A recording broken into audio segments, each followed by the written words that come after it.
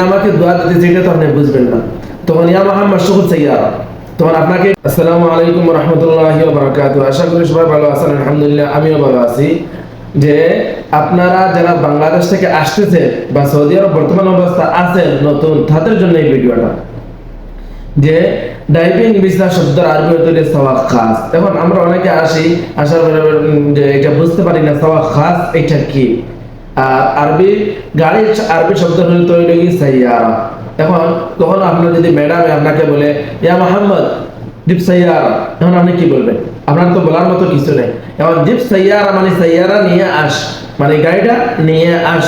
এখন আমরা অনেক বাংলাদেশ থেকে নতুন আসি ডাইভিং ভিসা আসার পরে ফ্যামিলি ভিসা আসার পরে ও কি বলে আমরা এগুলো বুঝি না।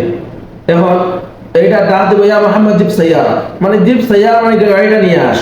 ইয়াল্লা শুগুল সাইয়ারা, ইয়াল্লা শুগুল সাইয়ারা, শুগুল মানে গাড়িটা চালু কর। ইয়াল্লা শাহাল মুকাইফ মানে মুকাইফ শব্দের অর্থ হইল গিয়া যে এসি, বাংলাতে বলে এসি।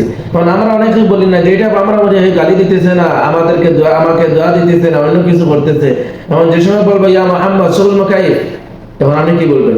আপনার যদি জানা থাকে তো আলহামদুলিল্লাহ, আর যদি জানা না থাকে বলবেন না কি বলতেছে, ও আমাকে গালি দিতেছে না আমাকে দোয়া দিতেছে, এটা তো আপনি বুঝবেন না।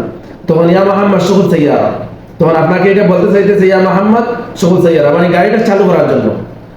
এখন যে জিপ মিফতাহ, জিপ মিফতাহ মানে কি?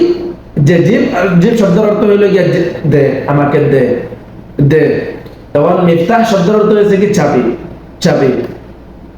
এখন আপনারা এই বিষয়ে যারা বাংলাদেশ থেকে আসতেছেন ড্রাইভিং ভিসায় আসার পরে ফ্যামিলি ভিসায় অনেকে চাকরি করে, কিন্তু এটা আমরা বুঝি না যে ও আমাকে কি বলতে চাইতেছে, ও আমাকে কে বুঝাইতে চাইতেছে।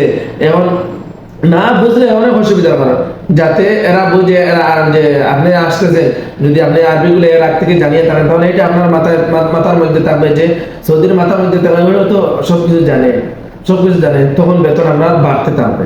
আর যদি না জানে তো আপনারা সন্দেহ করবে আল্লাহ আমার গাড়িটা কি করতেছে, ও কি করতেছে। আপনি হাজার ড্রাইভিং লাইসেন্স দাও, তারপরে খাজ আর হবে না।